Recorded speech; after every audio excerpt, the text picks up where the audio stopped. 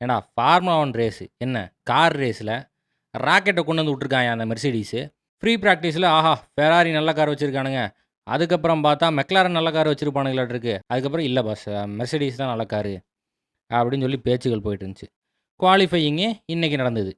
பார்த்தா maths வெஸ்டாப்பனு car சும்மா ஜல்லிக்கல்லாம் skating பண்ணி போய் பேரியரில் ஒரே சொருகு.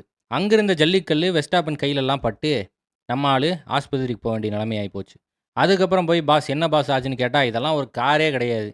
இது வரைக்கும் வாழ்நாள்லேயே எனக்கு இந்த மாதிரி மேட்டர் நடந்தது கிடையாது.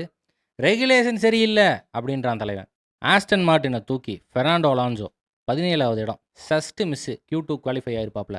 பிராண்ட் நியூ டீம் கேடலாக்கோட first qualifying. Perez 18, Valtteri Bottas 19வதுல முடிக்கிறாங்க. அவுடி என்ன பண்ணுறானுங்க 10லையும் 11லையும் முடிக்கிறானுங்க. நல்ல ரிசல்ட்டு. ரேசிங் புல்ஸும் டேப்பராக தான் இருக்கானுங்க. 8, 9ல் முடிக்கிறானுங்க. நமக்கு என்ன தெரிஞ்சாகணும் முன்னாடி யார் யார் இருக்கா? ஃபெராரி முன்னாடி வருவானுங்களா, இல்லை ரெட்புல் தாக்குவானுங்களா, மெக்லாரன் தூக்குவானுங்களா? அதெல்லாம் ஒன்றும் கிடையாது. ஃபார்முலா 1 கார் பந்தயத்தில் ராக்கெட்டை கொண்டு வந்து சொருகிட்டானுங்க. Mercedes first, second. ரெட்புலுக்காக ஓட்டுற ஃபஸ்ட்டு குவாலிஃபையிங்கில் மொரட்டு காட்ட காட்டி ஐசக் ஹேஜா 3வதுல முடிக்கிறான்.